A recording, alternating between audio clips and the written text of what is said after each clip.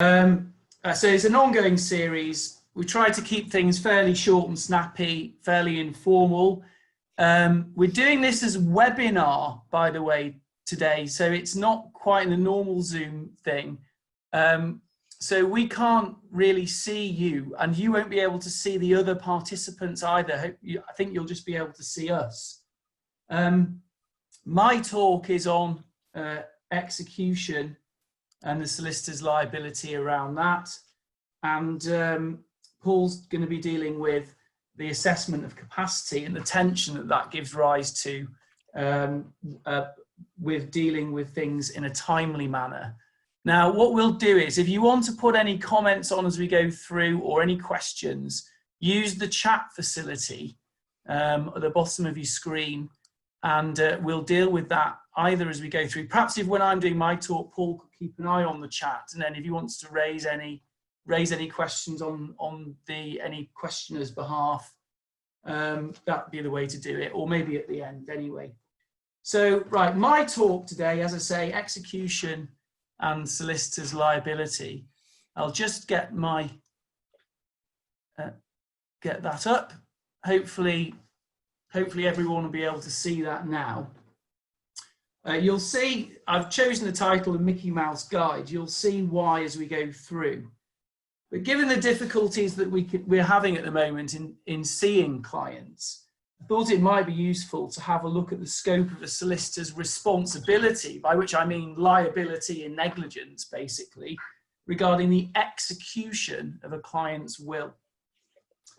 I'll start really with what we know about what the law says.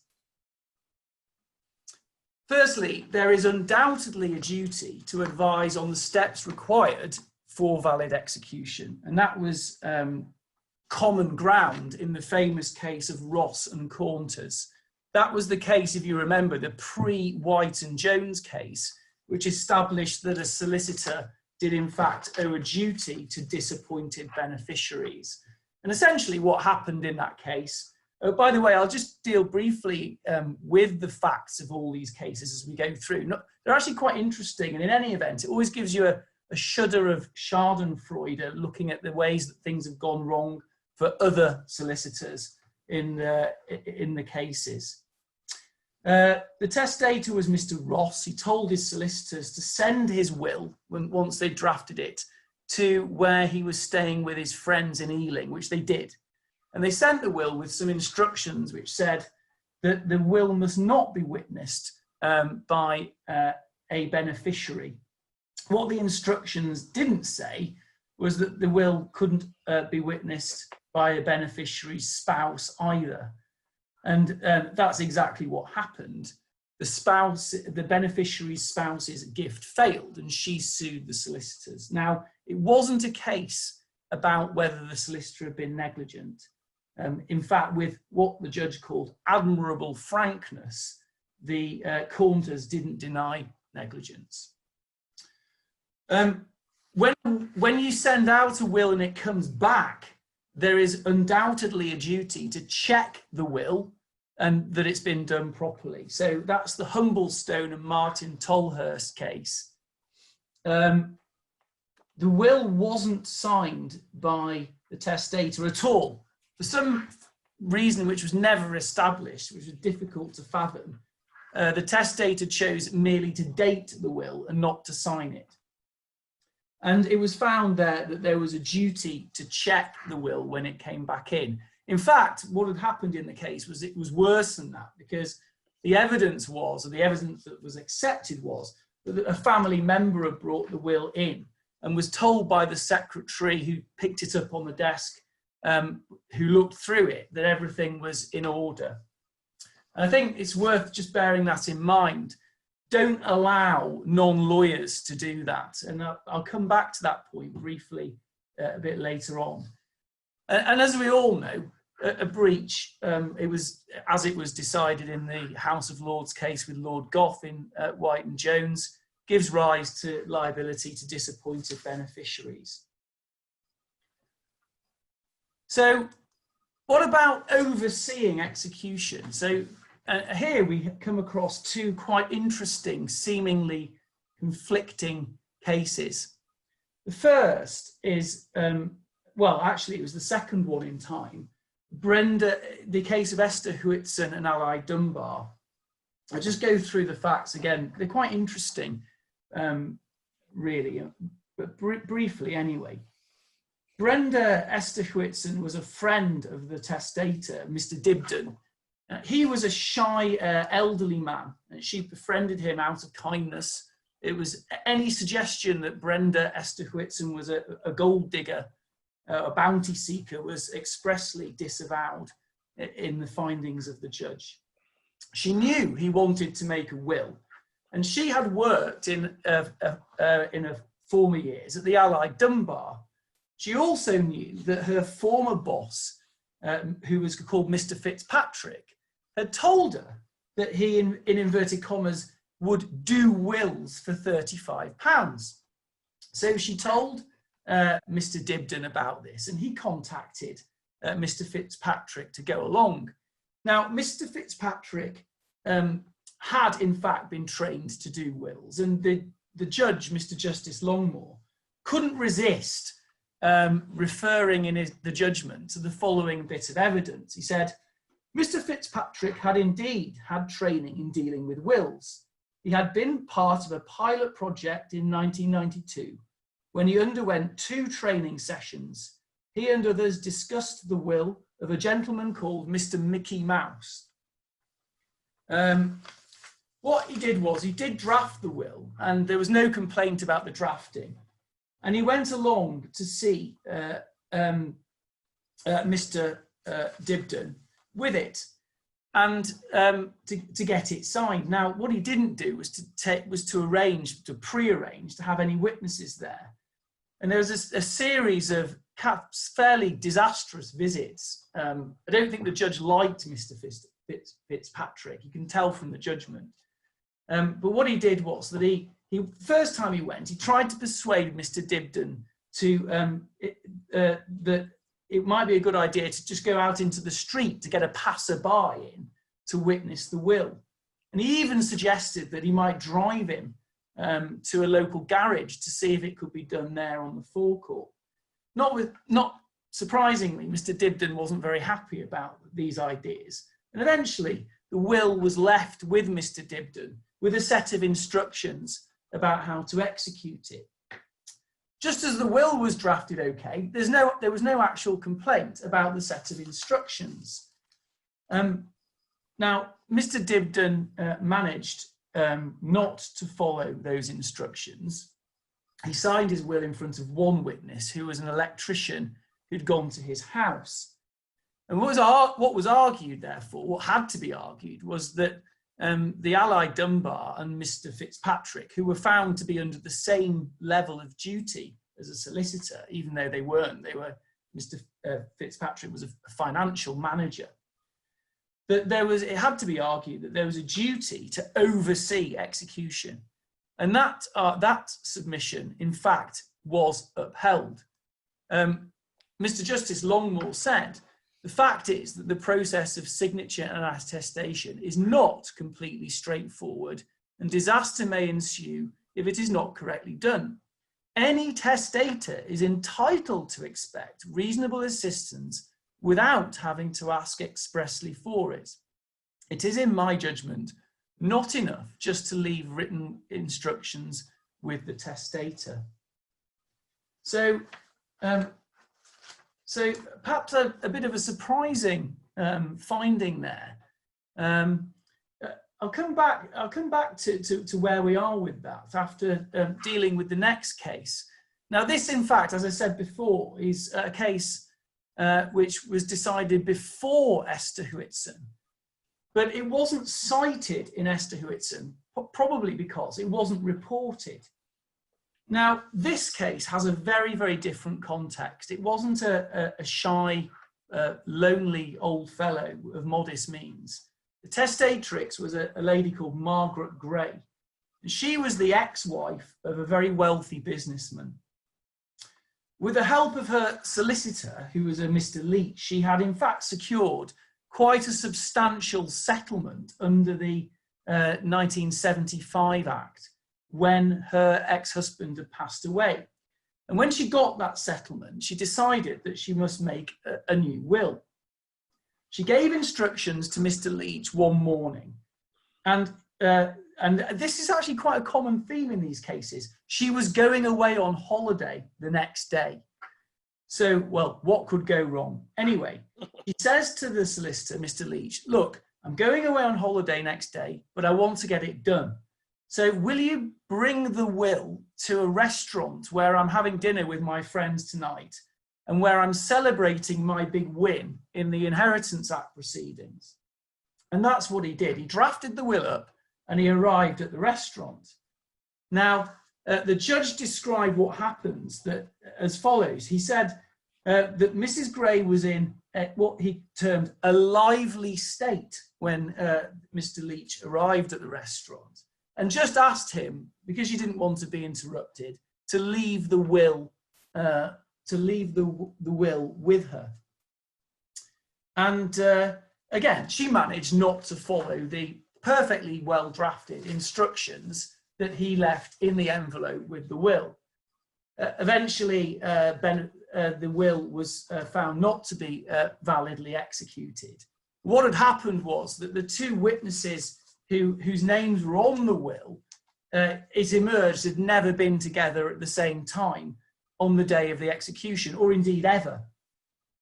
Now, just pausing there, you know, I said earlier on about the duty to check a will when it comes back.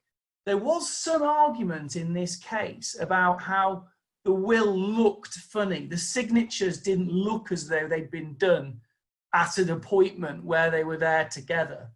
And in fact, that argument didn't succeed in the end. But again, just bear in mind, don't allow people who aren't properly qualified, in my view, to check that a will's been done properly, because some of the arguments that were being raised in Gray were quite sophisticated. That, oh, you know, that you can see that signature's not in the right place, it looks odd. So it does take an experienced eye, I think, to just check that it's been done correctly. Anyway, for the beneficiaries, it was alleged that what Mr. Leach should have done was to make sure that he oversaw execution. And particular submissions were made about the reason why he was under that duty. It was said that Mr. Leach knew Mrs. Gray very well because he'd been acting through for her in the 1975 Act proceedings all the way through. And in fact, they had been for dinner together one evening. And because he knew her well, it was said, he would also know that she was the sort of flighty, impulsive character who was precisely the sort of person who would ignore formal instructions for will execution. There was evidence that was adduced that, in fact, Mrs. Gray, for example, had once taken a grandchild to France without a passport. And this carefree attitude, it was said, would have been evident to Mr. Leach through his contact with her. Well, those arguments fell completely flat. The judge found that Mrs. Gray was quite a capable person. She might have been a bit of an individual, a flighty individual. But the solicitor wouldn't have known that she just wouldn't follow basic instructions. And it would have been highly impertinent for him to break up the social occasion at the restaurant to insist on the will being executed at that point. So on the face of it, we do have two conflicting authorities on the simple question, am I under an obligation to oversee the execution by my client of a will? Now, how does one synthesize the two cases? It seems to me that the answer really is to say, well, in Esther Huitzen, Mr. Dibden, the testator, clearly wasn't the sort of person who would be very well equipped to follow the instructions, whereas Mrs. Gray clearly was viewed by the judge as being bright, vivacious, and very able to do so. But that's probably about as much as you can say, really. So the more obvious it is that a client may not observe the instructions, the more likely it is that you could be found to have acted negligently if you don't make arrangements to oversee execution. Anyway, all of this really got me wondering, because who follows instructions? I mean, people just, I find this, people really do find it difficult to follow simple instructions. So I had a look on the internet to see whether any research about this had been done, and it has. John Trinkhouse is a management and behavior researcher and a psychologist, and he produced a paper. It's published in a psychological journal. You can see the reference there. And it's called Following Instructions on a Final Examination, an Informal Look. The findings are quite remarkable. Out of 914 undergraduate college students, only 600 out of those 914 were in full compliance with a simple instruction of how to enter their name on the top of their examination paper. So that's a full 33% of undergraduates who don't follow a simple instruction as to where to put their name on their paper. I just add, by the way, that in 2003, for this and his other work, Trinkhouse was awarded what's called the IG Nobel Prize in Literature for the award cited, meticulous collection of data and publishing more than 80 detailed academic reports about things that annoyed him. These included, amongst other numerous things, studies about the number of items people bring to express lines at supermarkets, how often drivers come to a complete stop at stop signs, and the average wait time to see a doctor at their office.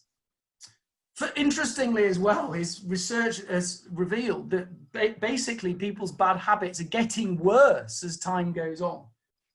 But with this in mind, I'm not sure it can be said that it's safe simply to allow somebody to sort execution out themselves. And one may ask, therefore, where that leaves us in the present circumstances. Looking these things up again on the internet, the only report that I can see about what's actually going on was from the Law Society of Northern Ireland. That reported that some solicitors are using FaceTime, Zoom or Skype to talk the client through the execution process. By the way, the site makes another particularly interesting point about, with lockdown and people being cooped up together in their houses, to be particularly vigilant about the risk of undue influence at this time. So where does that leave us then? I think my view is that the presumption should be in favour of overseeing execution if that's possible. But if it's not possible, if you can't set anything up on Skype, if it's just not feasible, I don't think that the court will hold you to an ideal standard. In negligence claims, of course, the standard is just reasonable care. And if there's an elaborate scheme that could have been adopted but wasn't, that's not sufficient. So anyway, that's those two particular cases, and I think quite an interesting little corner of the law. Right, that leaves me then to hand over to Paul. I'll stop sharing the screen there. Right, okay, Paul? Yep, right. Should we have a quick look on the chat? Doesn't look like anyone's put anything on so far. No. Okay. Okay, lovely. Right. Bear with me a second. Oh, hello. Hang on. Let me get this sorted.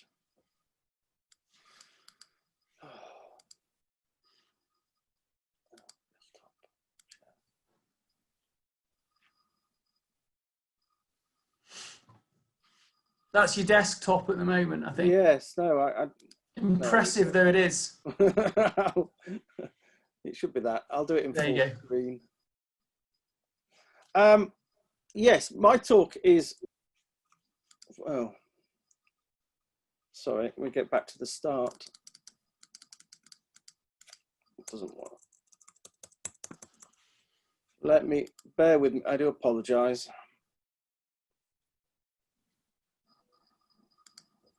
Let me just start that again. Stop sharing. I've lost my PowerPoint now. Right.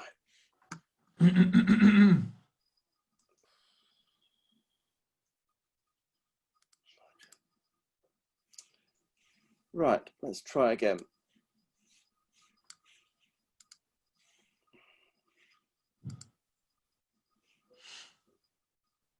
Oh, I'll have to pick this one, share. Why is it? There you go. Yeah. Right, sorry about that. My talk is duties, what duties? So whereas Matt was looking at the specific duty as whether or not there's a duty to check a will, I'm going to look at the more extensive duties that will fall on a solicitor in a situation where they are given instructions to produce a new will. So what we have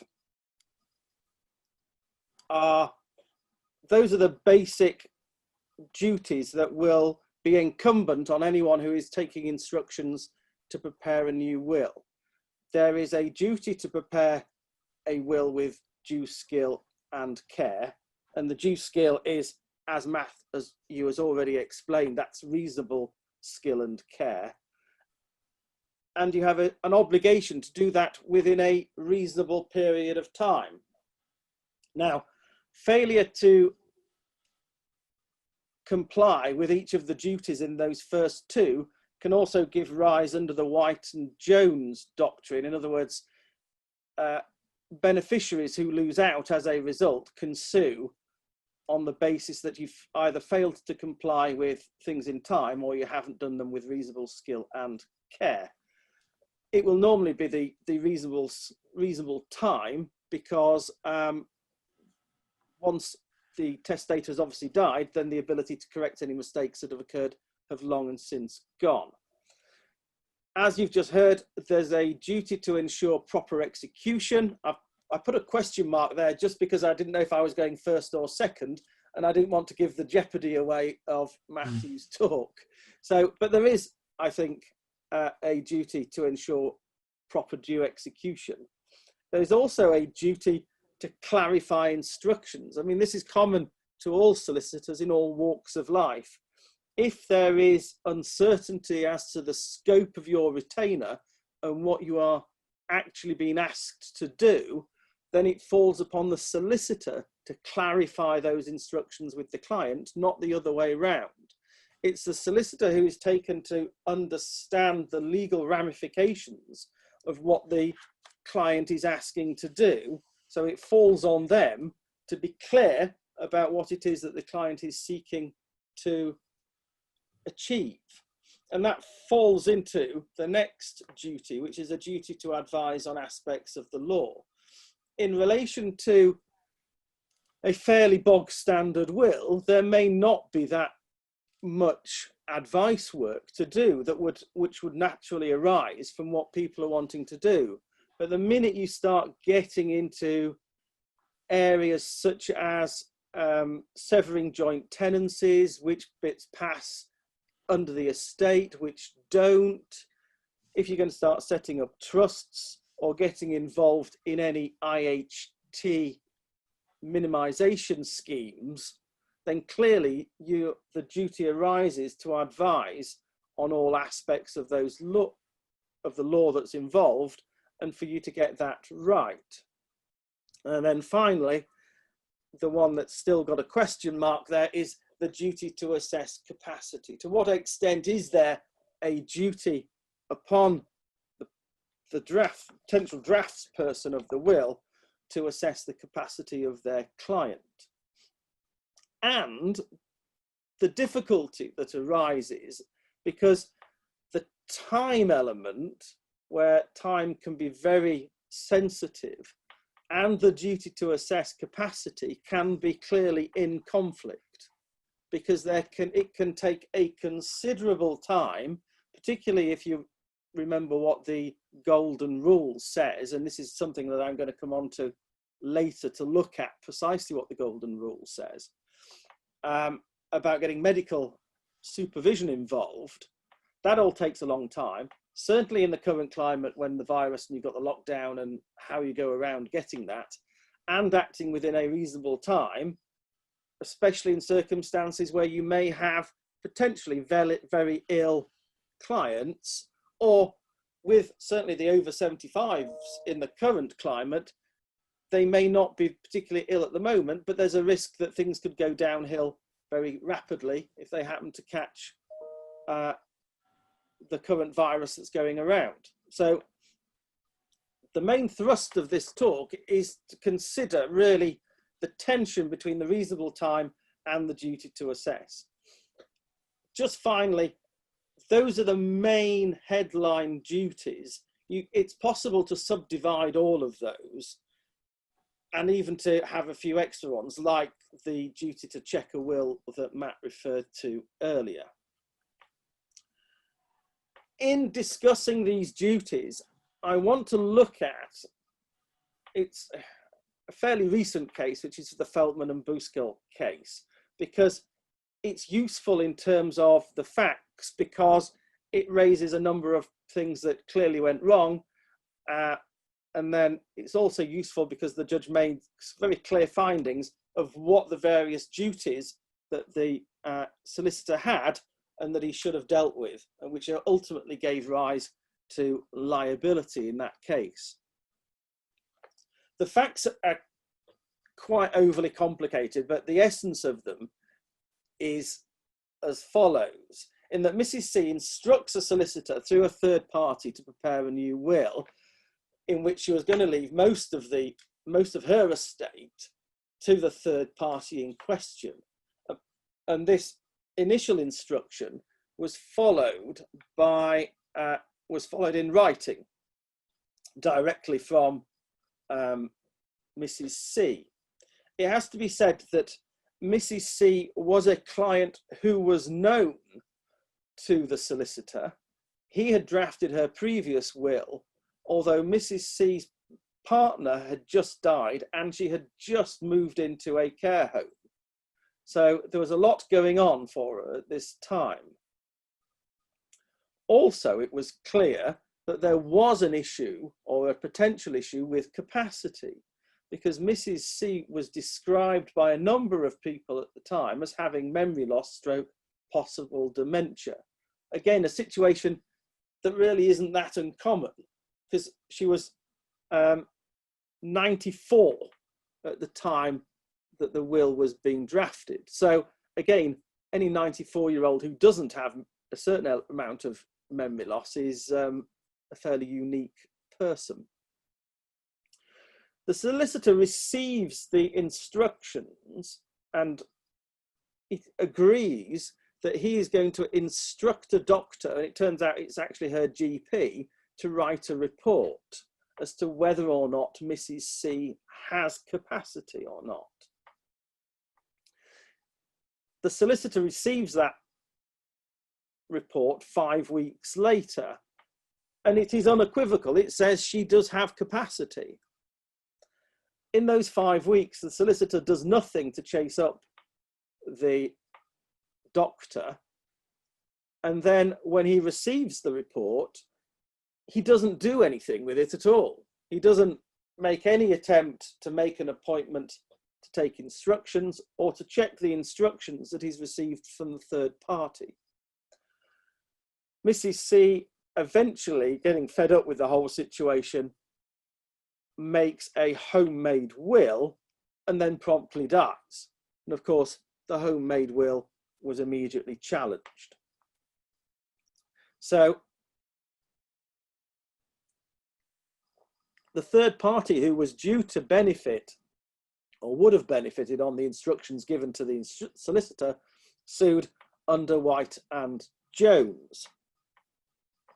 It's also important to note that the solicitor had a number of phone calls with Miss C throughout the period, but never discussed and never raised the issue of changing her will, which, as the judge rightly noted, was somewhat odd, given that he had clearly accepted instructions to act on her behalf.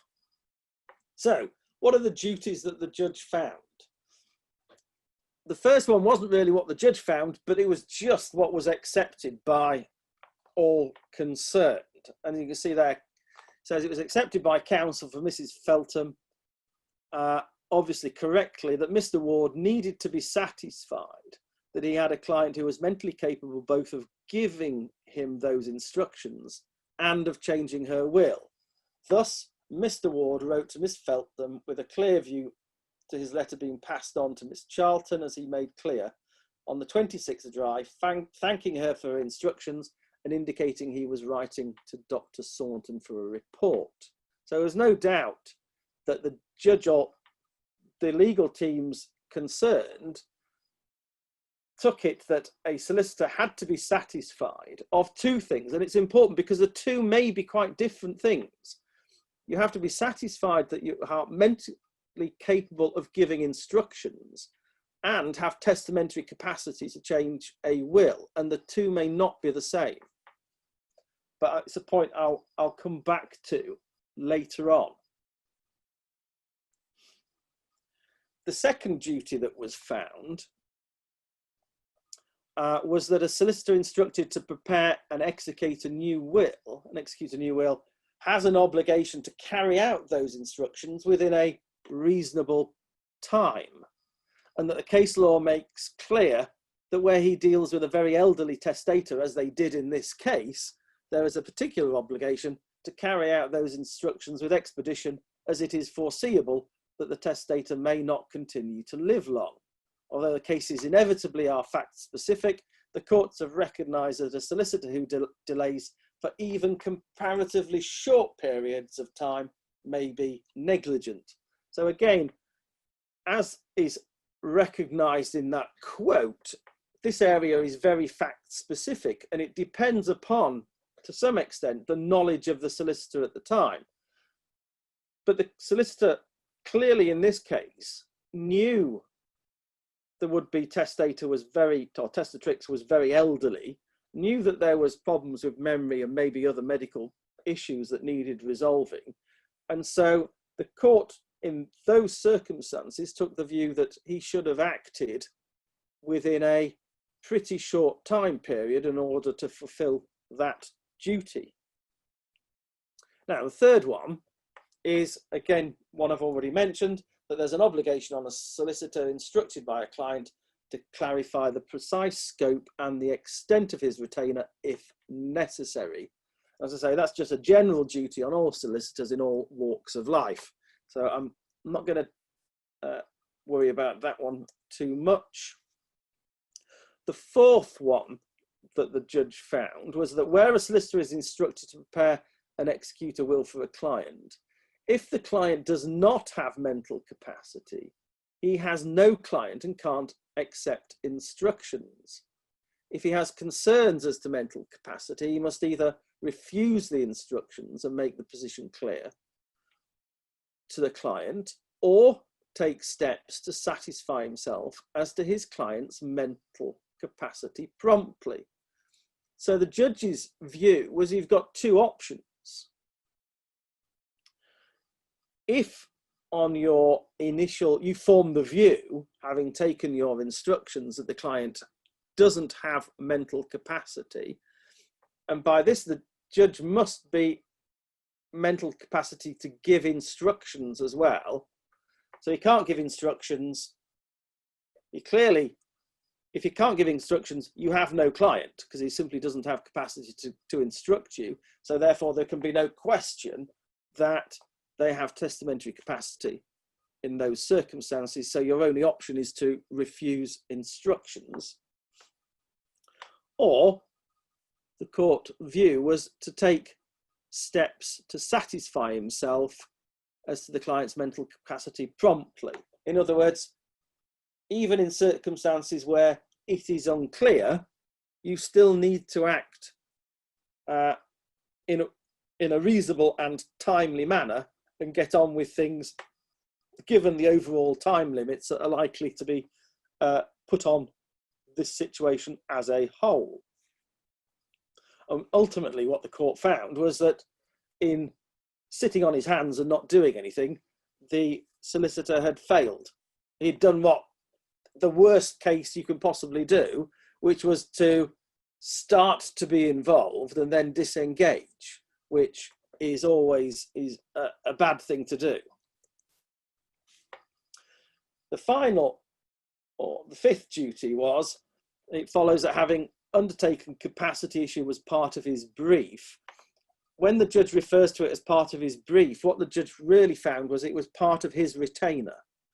He decided that in his letter, initial letter that he wrote back to the client, having got these instructions, he said, yes, I will act for you in this, and I am going to instruct the doctor.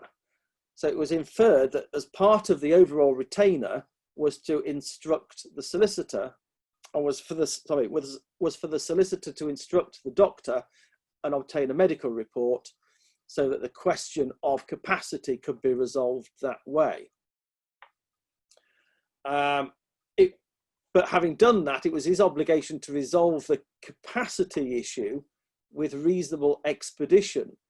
If, for example, Dr. Saunton had not responded to his instruction, it could not have been an answer to a claim in negligence against Mr. Ward for him to say he could not proceed until he had heard from the doctor. It was not part of his it was part of his obligation to chase him up, or if Dr. Saunton did not respond promptly, to instruct another solicitor. So there, the judge is making clear that it is simply not good enough to say, oh, I've instructed the doctor, I'll sit back on my hands and wait till I have a report. The onus is on you is to make sure it can be done in a timely fashion. And if you don't hear within a reasonable time period, to chase him up. And if the doctor eventually said, well, I can't do it, to find somebody else quickly who can. So those are the duties that the court found, and you'll see they tie up with what my original list was. So how do they fit in with the golden rule, and does this actually help? And is, quite frankly, the golden rule of any relevance in the modern world? The golden rule, as I'm sure most of you are aware, comes from the case of Kenwood and Adams from 1975, and it's the judgment of Mr. Justice Templeman. What he says, and again, I think it's useful to actually consider precisely what he says, because it's bandied around a lot, oh, the golden rule, but without people actually understanding really what he is saying. And the relevant parts of his judgment are these. So where he says, in the case of an aged testator or a testator who has suffered a serious illness, there is one golden rule which should always be observed. However straightforward matters appear, and however difficult or tactless it may be to suggest that precautions should be taken, the making of a will by such a testator ought to be witnessed or approved by a medical practitioner who satisfies himself of the capacity and understanding of the testator and records and preserves his examinations and findings. So that's the first part. And then went on to say, there are other precautions which should be taken. If a testator has made an earlier will, this should be considered by the legal and medical advisors of the testator, and if appropriate, discussed with the testator. And then finally, undue influence was mentioned in that final paragraph, and that's relevant for the points that Matt already raised. Certainly during the lockdown, it is an area to be vigilant about in the moment. So, the things to bear in mind when considering the golden rule is firstly that the decision was prior to White and Jones. So at that point, there was no clarity, and people didn't think that the liability extended so far as beneficiaries.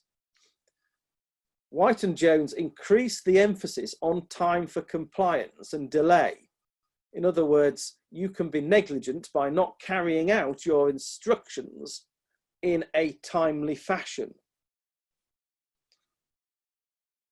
The golden rule is prior to that, so it's a slightly leisurely approach about, oh, get your medical profession involved, have a decision, get them round, they can execute it, all can be nice and leisurely, and we needn't worry too much. Clearly, White and Jones changed that, and the emphasis is dealing on things promptly and efficiently and within a reasonable timescale. So that certainly needs to be borne in mind. The fact that it was in 1975 and patients' relationships with GPs have changed, it, I would say, considerably in the interim. Nowadays, you tend to have large practices of different GPs who may not have any knowledge of any particular patient whatsoever. So asking them to just give a view as to whether or not someone has or hasn't got capacity isn't likely to achieve a great deal. What is going to be needed is you're going to have to instruct somebody specifically to go out and produce a report. The other thing to remember is that it is not law. It was just stated as what is good practice. It has been repeated over a number of times, but it still isn't law. So if you have followed the golden rule, it doesn't mean that someone is magically cloaked with capacity where plainly they don't have it. And then finally, it's worth bearing in mind that it could only, if you having considered what is actually said, it can only relate to clients who have capacity, because there isn't any point having a GP write a report and then attest or witness a will if the person hasn't got capacity. So the whole thing is written from the premise that this is somebody who had a dubious, or it was unclear as to whether or not they had capacity, but they've discovered that they have capacity. That's the way to demonstrate it. And it's really as an evidential, ultimately it's an evidential point to try and stem off future claims, or to make an easy retort to any claim that's made in the future as to whether they had capacity, to say, well, look, here's a GP who saw them at the time, and their evidence is that they did. But that still doesn't get round the tension between doing things in a timely fashion and sorting out capacity issues. So the two more straightforward ends of the spectrum. Firstly, when the client has capacity. So if at the end of the time when you take instructions, you form the view that they have testamentary capacity and that they have capacity to instruct you, your primary duty is to draft the will and to arrange for its due execution within a reasonable time and with reasonable skill. In more borderline cases, you may want to advise your client as to the golden rule and say it may be for the benefit and for your benefit, and to stop a potential dispute arising later, for you to be seen by a medic of some class, have a report taken, and then see what the report comes back saying, and we'll execute the will then. But then also advising about the risk of the delay that of necessity brings in, and that waiting for the report against executing it in the absence, because there's a possibility that the would-be testator can die in the interim.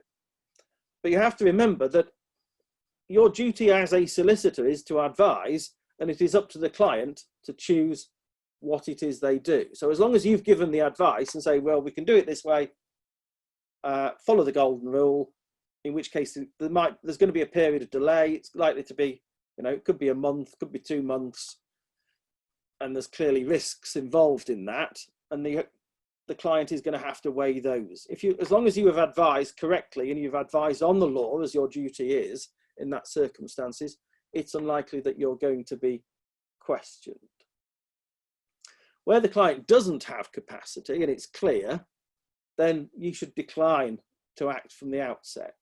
There's no obligation to act. If there's no retainer, you can't engage any third-party liability, any sort of White and Jones liability, because you simply haven't taken any steps. You've not assumed responsibility in any way, and no duty of care can arise.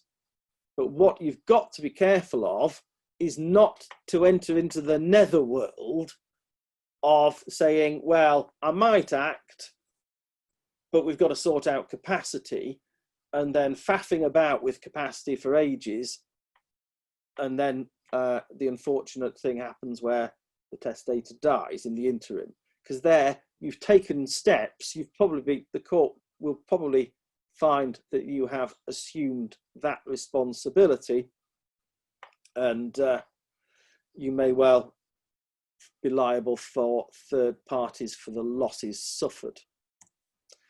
Now, under the rather colourful 50 Shades of Grey, the difficulty and the difficult area is when it is unclear whether the client has capacity or not.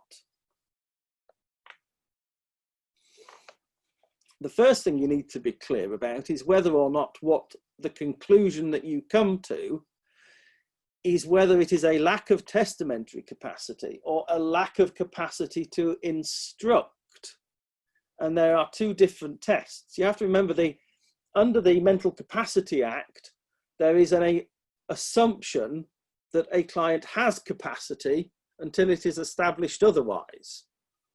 So they might have capacity to instruct you, but ultimately you could discover they do not have capacity or do not have testamentary capacity in order to make a new will.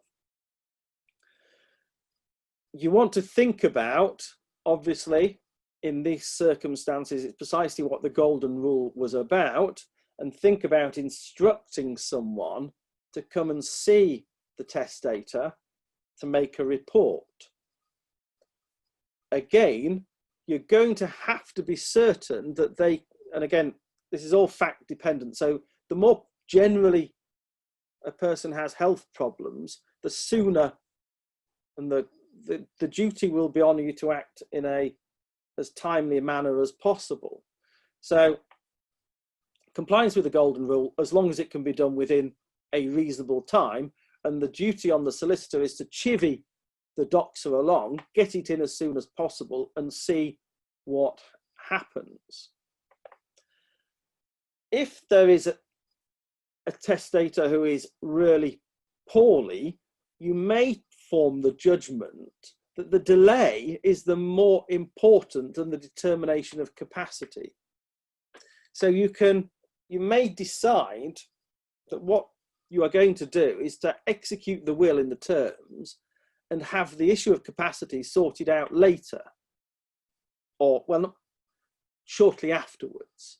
But there is a real risk there. One is, if the report comes back and says, actually, at the date of the examination, the client did not have capacity, you can get into difficult areas as to whether or not he or she had capacity at the date they gave instructions and executed the will.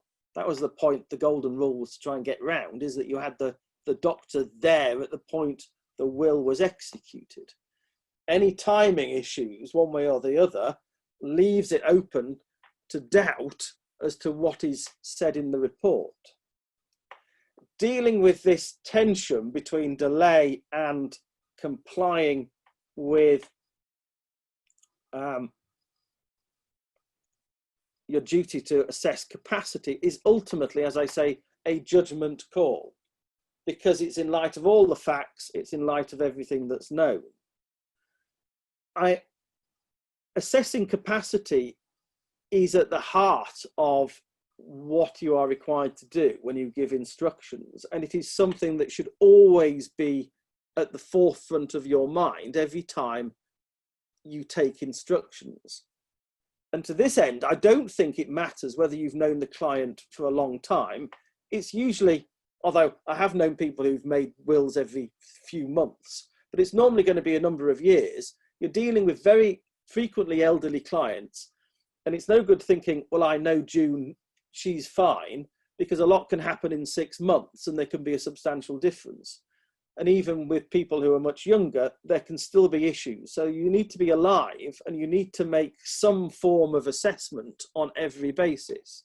And then we come to the fundamental point, is whatever decision you make, you need full file notes of the decision that you reach, and more importantly, the reasons for making the decisions and coming to the conclusions that you do. Anybody who does any amount of professional negligence in wills knows that the will file normally consists of one scratchy bit of paper upon which the original instructions are contained and precious little else. I had one case where there was actually a file note, an attendance note of what the instructions were. And it said at the bottom, the solicitor had no doubt about the capacity of either client. But the difficulty with that is the solicitor saw both clients together.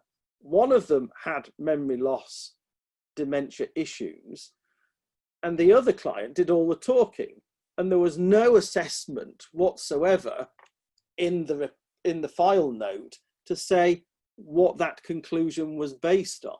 So it opens it up to the assessment. Well, in fact, that line is meaningless because you've not actually carried out any assessment and your view is based on entirely erroneous basis that you think you have known these clients, when clearly one of them, who has hardly said a word, may well not have had capacity. So I can't stress enough the need for an explanation of what you have done, the steps you have done to assess capacity, the conclusion following those, and what decisions that has then led you on to do, whether that's to conclude that they have capacity or that you need to engage further. And if you decide that actually time is more pressing and that they probably have capacity, then you need to go and explain this and give that advice to the client, because it is the client who will understand. If they have capacity, then you need to advise them accordingly.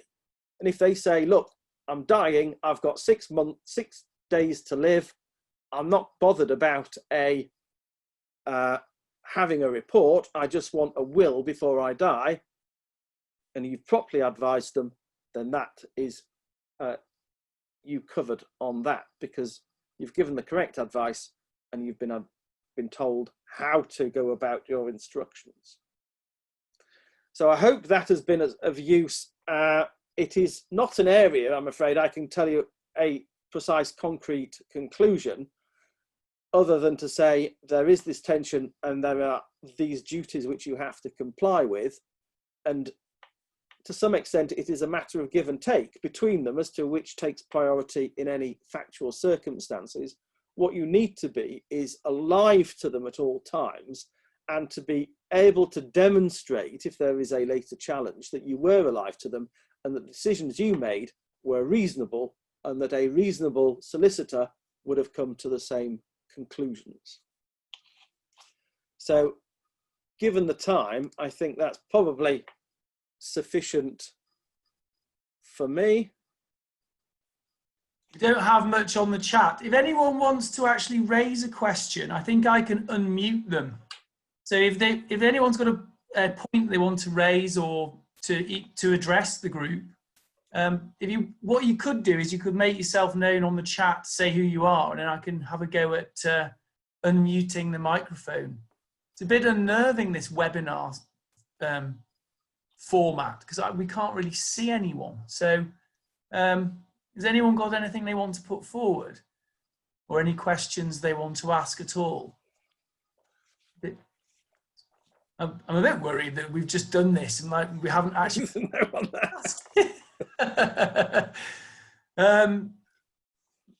Okay, right. It doesn't look like there is. We're quite happy to answer any points by email or afterwards. So, oh, hang on. Here we go. Somebody's come on. Oh, we are listening. They are listening. Okay, right. Just when Paul was talking just about refusing instructions, I was just having a look at that because it just interested me about what the situation would be. If you do refuse even to act, what liability you might have under White and Jones. Do you even have a retainer?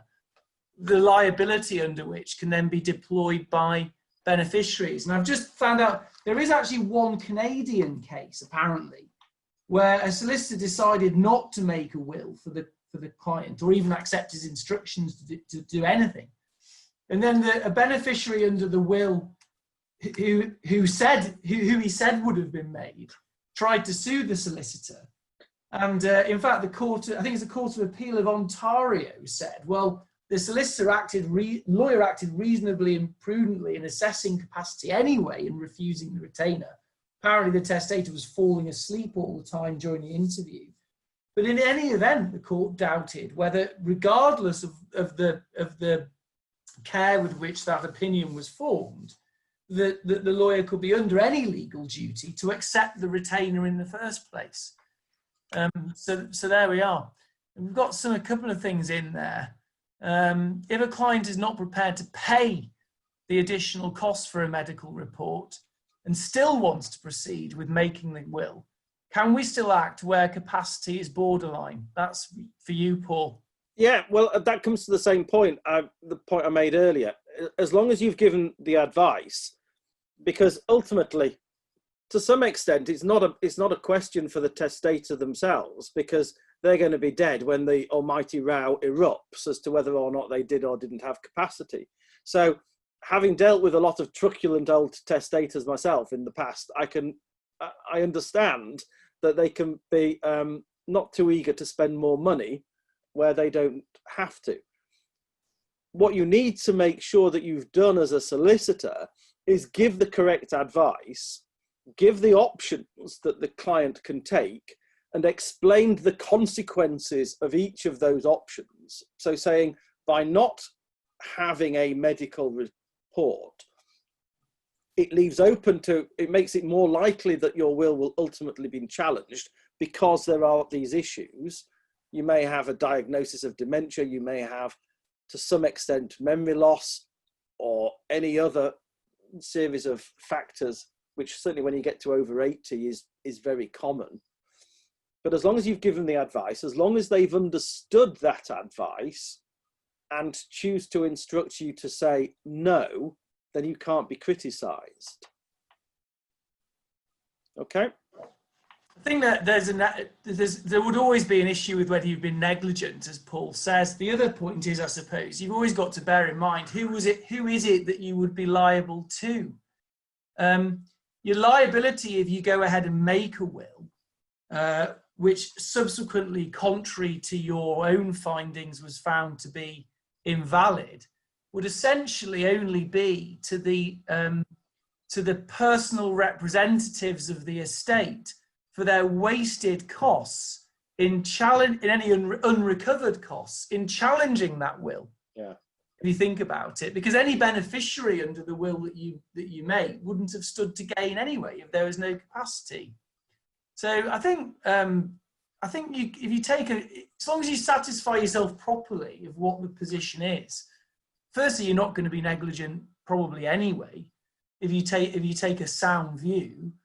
But secondly, if you go ahead and make the will, which I always think probably there should be a presumption in doing that, because then at least you can have the argument if there is one to be had later on. But your liability is not going to be very extensive later on No. Really, it's difficult to see who can really get at you anyway. I agree with that point, Matt. In terms of overall risk, there's less risk involved in executing the will than there is in refusing to, because then there is a will that carries out the testator's instructions, so the White and Jones liability is removed. Yeah, yeah. Right, is there anything else? Probably not, I think.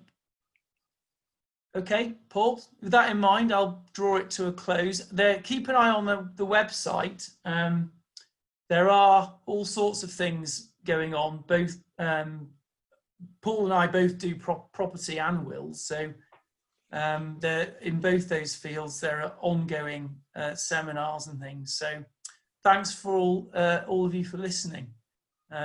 Okay, Paul. Thank you. Cheers. Bye. Cheers. Bye now.